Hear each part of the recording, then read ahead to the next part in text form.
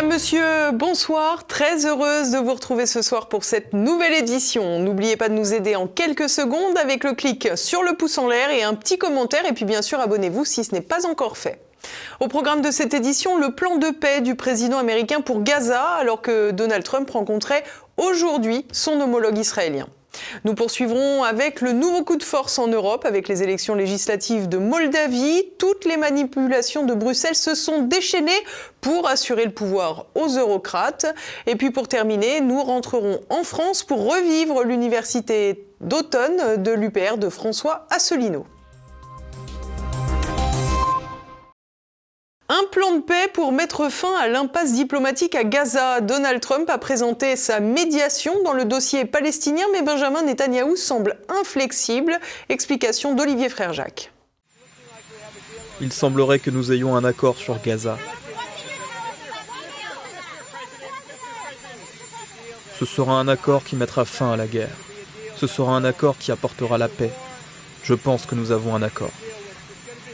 Un plan pour Gaza qui apportera la paix. Vendredi, le président des États-Unis se montrait une nouvelle fois très confiant quant à une résolution du conflit en Palestine. En ligne de mire pour Donald Trump, sa rencontre de ce lundi à la Maison-Blanche avec le Premier ministre israélien Benjamin Netanyahou. À la veille de cet entretien, Donald Trump a promis sur son réseau social True Social quelque chose de spécial, une première pour le Moyen-Orient, évoquant un plan américain en 21 points visant à mettre fin à l'intensification du conflit qui a suivi les attaques du Hamas du 7 octobre 2023. Ce plan, présenté à des chefs d'État arabes lors d'un sommet à l'ONU le 23 septembre, propose un cessez-le-feu immédiat, la libération des 48 otages encore détenus à Gaza, dont environ 20 présumés vivants, en échange de prisonniers palestiniens et un retrait progressif des forces israéliennes. Surtout, ce plan propose la démilitarisation du Hamas, ses membres pouvant choisir l'amnistie ou l'exil. Une force internationale sous supervision de l'ONU et potentiellement dirigée par Tony Blair administrerait Gaza temporairement. Une aide humanitaire massive suivrait avec la reconstruction des infrastructures, eau, électricité, hôpitaux, financés par des pays arabes. À long terme, le plan envisage une réforme de l'autorité palestinienne pour gouverner Gaza et, éventuellement, un État palestinien en Cisjordanie après des élections libres. Donald Trump, qui s'oppose à l'annexion de la Cisjordanie par Israël, mise sur son alliance avec Netanyahou pour arracher un accord. Cependant, le Premier ministre israélien, isolé sur la scène internationale, reste inflexible puisqu'il joue sa tête dans son propre pays, dans lequel il dépend d'une alliance avec des partis politiques favorables à la colonisation. À l'ONU, vendredi, il a dénoncé la reconnaissance de l'État de Palestine, s'essayant à des comparaisons pas très heureuses devant une salle décimée par le boycott de son allocution par nombre de diplomaties. Donner aux Palestiniens un État à 2 km de Jérusalem après le 7 octobre, c'est comme donner à Al-Qaïda un État à 2 km de New York après le 11 septembre. C'est de la pure folie, c'est insensé et nous ne le ferons pas. Son discours adressé aux otages via des haut-parleurs à Gaza a été critiqué par le Forum des familles, une organisation qui regroupe les familles d'otages, qui craint pour leur sécurité. Le Hamas, de son côté, a signalé avoir perdu contact avec 2 otages à Gazaville en raison des raids israéliens. L'organisation réclame par ailleurs une pause militaire. Malgré les espoirs soulevés par le plan, les obstacles sont nombreux. Netanyahou rejette l'idée d'un État palestinien, tandis que le Hamas n'a pas encore reçu officiellement la proposition américaine. L'offensive israélienne, elle, se poursuit avec 38 morts palestiniens signalés dimanche. Et si le président américain se montre très confiant, comme il a pu l'être dans le dossier ukrainien par le passé, difficile d'imaginer qu'il parvienne à un accord en faveur de la paix et surtout un accord qui satisfasse les 2 parties. En effet, si Netanyahou joue sa survie politique, le Hamas joue aussi son existence dans cette guerre et ne devrait pas se laisser dicter sa propre disparition, même en cas d'accord en apparence favorable à la population palestinienne. Les euromondialistes remportent les élections législatives en Moldavie au terme d'une campagne où le pouvoir pro-Bruxelles a utilisé des méthodes peu démocratiques et clairement autoritaires. Le décryptage de Nicolas de Lamberterie. Un nouveau coup de force des euromondialistes en Moldavie, cette fois-ci lors des élections législatives. D'une courte avance, le PAS, Parti Action et Solidarité, qui soutient la présidente Maia Sandu, a conservé sa majorité absolue au Parlement avec 50,2% des suffrages et 55 sièges sur les 101 du Parlement, soit un recul de 8 sièges par rapport à la précédente mandature. Depuis début 2022 et le conflit à grande échelle en Ukraine, les élections en Moldavie ont pris un tournant autoritaire sous la conduite de sa présidente pro-Bruxelles, en utilisant les bonnes vieilles méthodes soviétiques, fût-ce pour prétendre s'opposer aux velléités néo-soviétiques du pouvoir à Moscou. Pour rappel, la Moldavie est une ancienne république de l'URSS, majoritairement roumanophone, même si une part importante de la population a pour langue maternelle le russe, étant donné que cette langue était la lingua franca de l'Union soviétique et donc des migrations internes du pays. Coincée entre la Roumanie et l'Ukraine, la Moldavie est de surcroît confrontée depuis le début des années 90 à une problématique séparatiste avec la Transnistrie, une petite bande de terre coincée entre la Moldavie et l'Ukraine, même si ces dernières années, dans les faits, une coopération s'est établie entre Chisinau, la capitale de la République moldave, et Tiraspol, la capitale de l'entité séparatiste de Transnistrie, où stationnent toujours quelques centaines de soldats russes. Mais le réel problème de la Moldavie, c'est surtout que le pays est exsangue économiquement et démographiquement, une grande partie des actifs vivant et travaillant à l'étranger à l'année. Malgré tout, Bruxelles travaille d'arrache-pied depuis des années pour faire définitivement basculer la Moldavie dans le camp pro-européen et anti-Moscou. Et pour cela, toutes les méthodes sont bonnes. Du côté de la carotte, l'Union européenne envoie des promesses de milliards à la Moldavie, tout en prenant soin de contrôler en lieu et place des dirigeants moldaves la gestion de ses budgets, une méthode que la Commission européenne expérimente donc en Moldavie, mais entend généraliser à toute l'Union européenne d'ici 2028. Côté bâton, le pouvoir à Chisinau n'a reculé devant rien pour s'assurer de sa victoire et de la reconduction de sa majorité parlementaire. Pour lutter contre l'influence russe, qui existe certes, mais qui est souvent exagérée à dessein, on a assisté à des arrestations ou à des interdictions de listes électorales dans les jours qui ont précédé le scrutin. Par ailleurs, si l'on observe attentivement les résultats, on se rendra compte qu'une fois de plus, tout comme lors du référendum sur l'adhésion à l'Union européenne, c'est le vote de la diaspora moldave qui a fait la bascule. Or, tout a été entrepris pour que la diaspora moldave pro-Bruxelles puisse voter massivement et que la diaspora moldave russophile ne puisse pas voter. C'est ainsi que pour tout le territoire de la Fédération de Russie, pays où vivent beaucoup de citoyens moldaves, seulement 2 bureaux de vote étaient ouverts. En comparaison, il y avait 6 bureaux de vote ouverts pour le Portugal.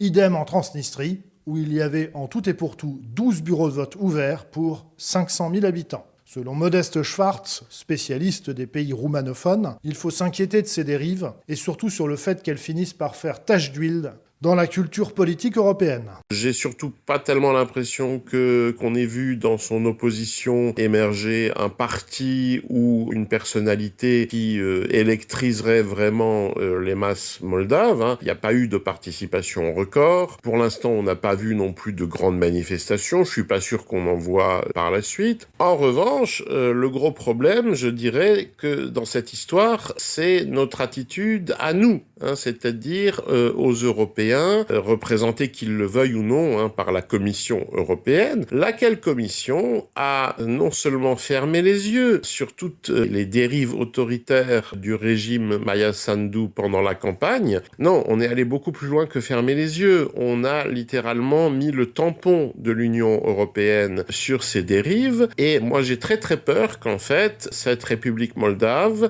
ne devienne une sorte de laboratoire, un bêta-testing d'une dérive autoritaire dont on pourrait très bien, dans peu de temps, faire l'expérience chez nous à la maison. Parce que, si vous voulez, quand vous avez un service dit de renseignement, mais qui finit par aller lui-même, à la veille d'une élection, procéder à des arrestations d'opposants, ça s'appelle l'Union soviétique. Alors, dans les pays post-soviétiques, c'est pas particulièrement surprenant. Malheureusement, ça reste, jusqu'à nos jours, fondamentalement, leur culture politique, c'est ça.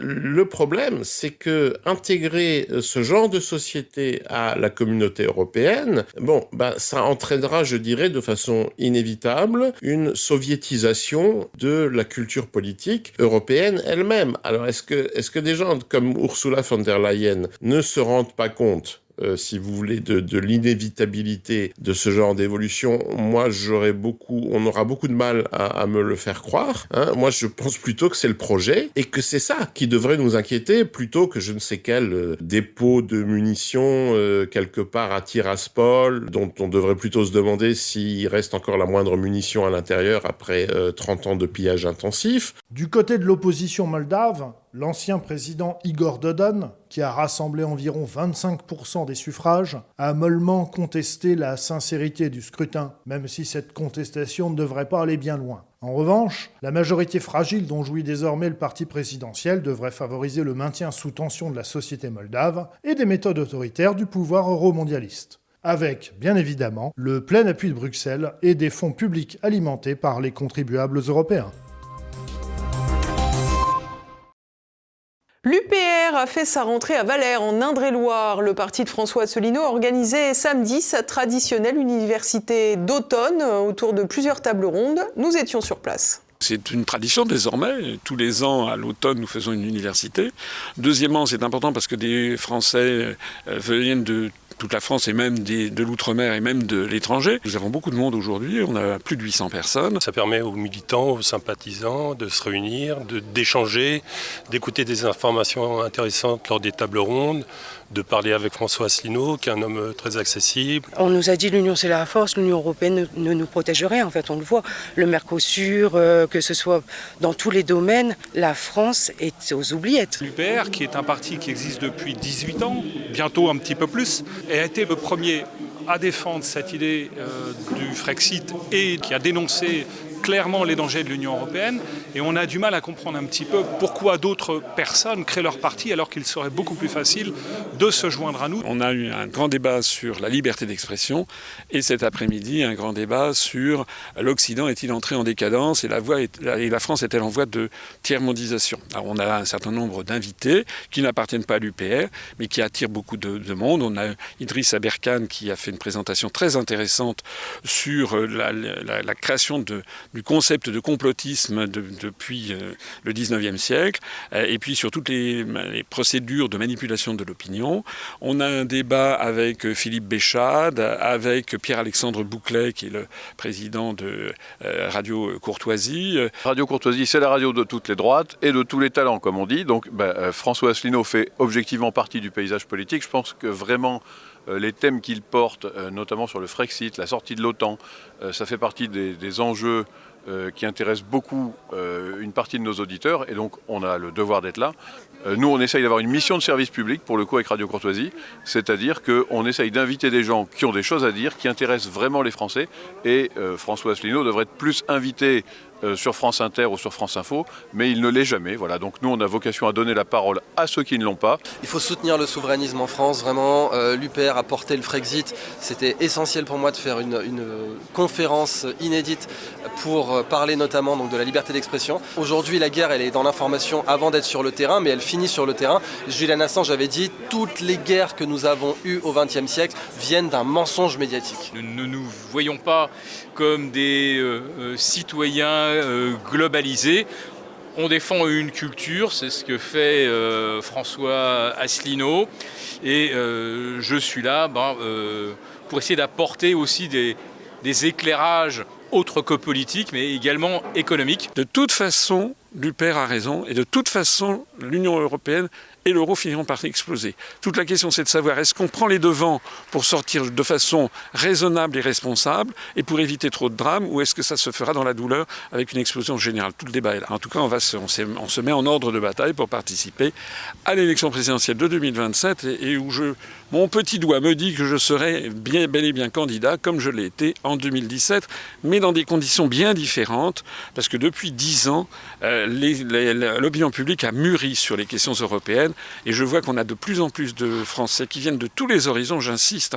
On est vraiment le parti des électeurs qui ont dit non en 2005, au référendum du 29 mai 2005. Donc on a des Français qui viennent de droite et des Français qui viennent de gauche, et qui se rassemblent provisoirement pour récupérer notre indépendance nationale. Alors ça, c'est vraiment ce qui motive énormément les gens et qui nous donne beaucoup d'espoir, parce qu'allez voir la salle, vous verrez qu'il y a beaucoup d'enthousiasme et beaucoup de dynamisme.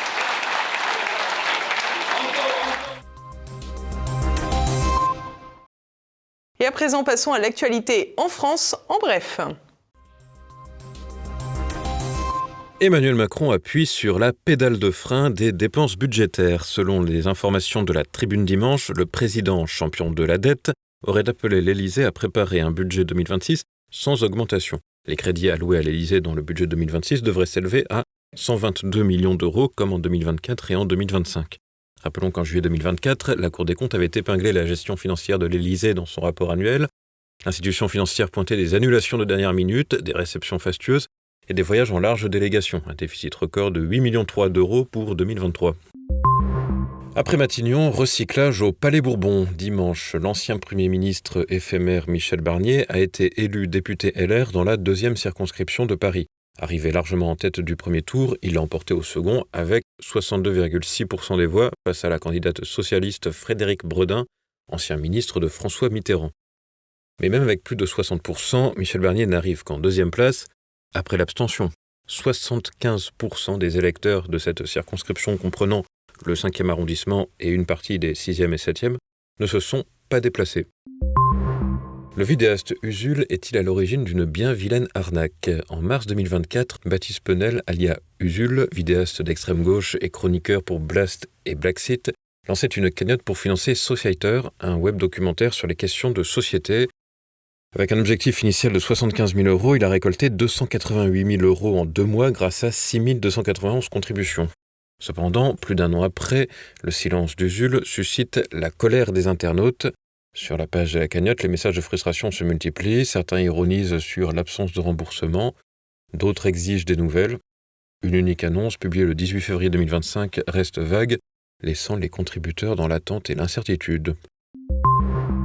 Un petit tour au cinéma pour les habitants de l'Est de la France. En ce moment, le Festival de cinéma des 5 continents se tient jusqu'au dimanche 5 octobre dans plusieurs communes de l'Ain, Ferney-Voltaire, Gex, Divonne-les-Bains et Val-Saurone. L'événement se déroule aussi en Suisse, à Carouge et à Versoix. Au programme, des films aussi bien européens qu'asiatiques ou océaniens. L'idée du festival est de découvrir d'autres cultures, partager les émotions, les joies et les peines de populations proches ou lointaines et échanger sur des sujets variés. L'invité d'honneur de l'édition 2025 est le cinéaste palestinien Hamdan Ballal, récompensé aux Oscars en mars dernier pour Notherland. Ce documentaire, dont le titre signifie « Pas d'autre terre », évoque l'occupation israélienne en Cisjordanie et les destructions de propriétés palestiniennes par Israël. Et nous poursuivons avec un tour du monde. Volodymyr Zelensky, tel un disque rayé après sa rencontre avec Donald Trump. Samedi, le président ukrainien, sans mandat, s'est rué sur une conférence de presse. L'objectif, remettre une pièce dans l'opération de diabolisation de Vladimir Poutine et de la Russie. Ainsi, le président ukrainien a expliqué que le président russe entendait ouvrir un nouveau front dans une autre direction et notamment l'Europe. Des déclarations qui accompagnent parfaitement la psychose distillée par les médias au sujet des drones prétendument envoyés par les Russes pour violer les espaces aériens de l'OTAN. Des opérations de manipulation qui visent sans doute à faire avaler l'addition qui s'alourdit de plus en plus pour l'Ukraine. Une campagne anticorruption musclée en Chine. Dimanche, l'ancien ministre de l'Agriculture, Tang Renjian, a été condamné à mort pour corruption. De 2007 à 2024, il aurait accepté des pots de vin en espèces et en biens pour un montant total de plus de 268 millions de yuan, soit environ 32 millions d'euros. Des pots de vin qui auraient causé des pertes particulièrement graves aux intérêts de l'État et du peuple, selon les justifications du tribunal populaire de Changchun, au nord-ouest de la Chine. À Pékin, de nombreuses enquêtes pour corruption ont été menées contre d'anciens ministres. L'actuel ministre de la Défense est lui aussi visé. Ça bouge du côté de Big Apple. Le maire de New York, Eric Adams, a annoncé dimanche son retrait de la course à la réélection pour le scrutin du 4 novembre, à 5 semaines du vote donc. Dans une vidéo de 9 minutes sur les réseaux sociaux, l'ancien capitaine de police issu du quartier pauvre de Brownsville invoque les spéculations médiatiques et le gel des fonds par le comité de financement de campagne. Il est en réalité très loin dans les sondages, donné sous les 10% et éclaboussé par une mise en examen pour corruption en 2024, abandonnée en mars 2025 sous l'administration Trump en échange d'un accord sur l'immigration. Cette décision réduit les concurrents face à Zoran Mamdani, le démocrate socialiste en tête des sondages avec 45% d'intention de vote. Le démocrate Andrew Cuomo est lui à 25%, tandis que le républicain Curtis Sliwa, désavoué par Donald Trump, est donné à 10% et refuse de se retirer. l'IA pour authentifier des tableaux de maître, longtemps considérés comme une copie par plusieurs musées. Le tableau Le joueur de luth, acquis au XVIIIe siècle par le troisième duc de Beaufort, serait un authentique Caravage, selon une analyse d'intelligence artificielle menée par Art Recognition. Avec une probabilité d'authenticité de 85,7%, cette œuvre, peinte entre 1595 et 1596, révèle la maîtrise du clair-obscur du maître italien. Acquise en 1969 pour 750 livres sterling comme une copie, puis en 2002 par l'historien Clovis Whitfield pour 71 000 livres, cette toile surpasse en authenticité la version de la collection Wildenstein. Whitfield souhaite désormais que son tableau rejoigne une collection publique comme la National Gallery. Et voilà, nous approchons de la fin de cette édition. Dès à présent retrouvez Politique et Éco, Pierre Bergerot reçoit l'ancien avocat international Guillaume de Rouville qui qualifie la transition écologique de plus grande arnaque du siècle. Comme vous le dites, quand on écoute les écologistes contemporains, c'est toujours la fin du monde dans 1 an, 2 ans, 3 ans, et ça à peu près depuis une trentaine d'années. Et on voit bien que l'échéance est reculée d'année en année, toujours plus loin, parce que malheureusement pour eux, cette catastrophe n'arrive toujours pas. Et donc en fait, ce qu'on comprend à travers ça, c'est qu'il s'agit d'une sorte de marketing de la terreur. Et derrière tout marketing, il y a toujours quelque chose qu'on cherche, d'une certaine manière, à vendre. Alors qu'est-ce que les réchauffistes, c'est le terme que j'utilise pour les désigner, qu'est-ce que les réchauffistes, en fait, essaient de vous vendre à travers ce marketing de la terreur? Eh bien, c'est toute une panoplie de mesures qu'on appelle la transition énergétique.